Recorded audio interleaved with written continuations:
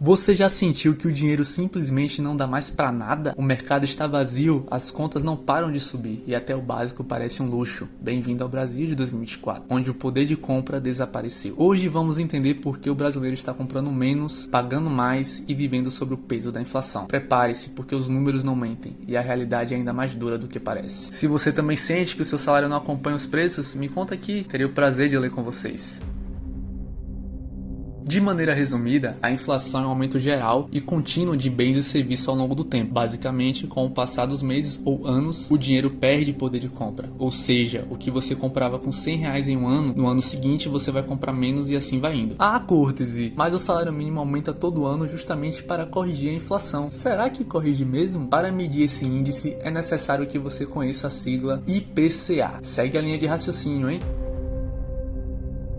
Imagine que você tem uma cesta cheia de coisas que você compra no dia a dia. Feijão, arroz, gasolina, aluguel, aquele lanche no caminho do trabalho. Agora imagina que essa cesta tem um preço total. Se o preço dessa cesta aumenta, significa que o custo de vida também aumentou. E assim funciona o IPCA. Basicamente, o IPCA é como se fosse um termômetro da inflação no Brasil. Ele mede o quanto essa cesta de produtos e serviços ficou mais cara ao longo do tempo. Se o IPCA for de 10% em um ano, significa que em média o preço da sua cesta ficou 10% mais cara. Então se a cesta custava 100 no início do ano, no final do ano ela custará 110 e assim sucessivamente. Agora que você entendeu como funciona o IPCA, vamos voltar à pergunta. Se o salário mínimo é corrigido com base no IPCA, por que o poder de compra está diminuindo? Para respondermos essa pergunta, é necessário que você entenda como funciona o cálculo do IPCA. Basicamente, eles vão coletar os preços de mais de 430 mil itens em 13 regiões do Brasil. Eles visitam mercado, posto de gasolina, até acompanham contas de luz e água. Depois disso, esse preço vai ser organizado por categoria. Só que como esse cálculo é feito para toda a realidade dos brasileiros que ganham entre 1 a 40 salários mínimos, algumas regiões têm produtos mais baratos que outras, e tem classes maiores que consomem outro tipo de produtos do que as classes mais pobres. Então, quando é calculado esse ajuste, ele irá fazer uma média com todos esses itens. Na hora de calcular isso na prática, quem sempre acaba se ferrando é a pessoa mais pobre, porque a alimentação básica levou muito, mas por conta de outros itens que permaneceram ou até abaixaram o valor, a média não ficou tão alta como deveria. Esse é um dos motivos na qual você vai no mercado e consegue ver um litro de leite que antes era R$ 3,50, agora ser R$7. Ou seu pão que era 20 centavos passou a ser quase R$1.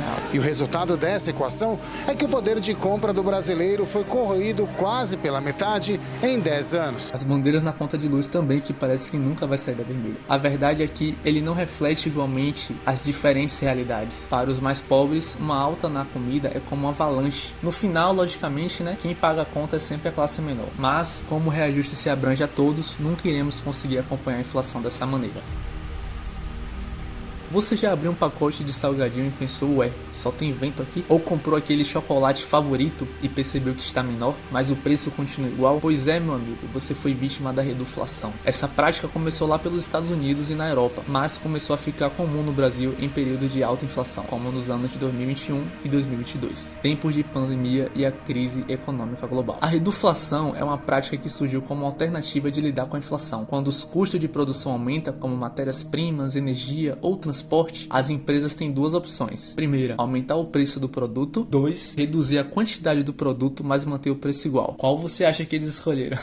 Claro. A questão é que essa prática tomou proporções tão grandes que muitos consumidores começaram a perceber e reclamar. Hoje, até mesmo o Procon monitora essas mudanças, e algumas marcas já foram notificadas por falta de transparência aos consumidores. Elas mascaram isso tão ridiculamente que nós consumidores às vezes nem percebemos que estamos pagando muito por menos. Taxa das blusinhas. O imposto das blusinhas é mais um exemplo de como o custo de vida no Brasil está cada vez mais alto. Roupas baratas que eram alternativa para quem não podia pagar caro, agora estão sendo taxadas a níveis que muitos não conseguem mais sustentar. Para quem não sabe o que é, foi uma medida implementada que afetam diretamente sites de e-commerce internacional, como Shein, Shopee e AliExpress, as plataformas mais populares do Brasil. Elas fornecem roupas, acessórios e outros produtos a preços muito mais baixos do que encontrados no mercado nacional. Em 2024, o governo decidiu taxar todas as compras internacionais, independentemente do valor do remetente. Isso significa que qualquer produto comprado em sites internacionais passou a ser sujeito a uma alíquota de 60% de imposto de importação sobre o valor declarado. Gente, você tem noção do que você comprar um produto de R$100 e pagar 160 por ele? R$60 de imposto? O governo justificou a medida como uma forma de proteger a indústria nacional, já que era realmente uma concorrência desleal e, como sempre, aumentar ainda mais a arrecadação. Por consequência, tivemos produtos mais caros, uma blusa que custava R$50 passou a custar 80, dependendo da taxa aplicada. 2. Diminuição do acesso. Consumidores de classes baixas que compravam muito na Shein ou Shopee perderam essa alternativa acessível. 3. Risco de taxas abusivas. Dependendo do site que você comprar, o produto pode ser barrado na alfândega e sendo aplicado um imposto extremamente alto para retirar a peça. O que é que você vai fazer? Você vai deixar lá? Não, você vai ter que pagar, né? Conclusão: o poder de compra está sumindo entre a inflação que corrói o salário, a reduflação que engana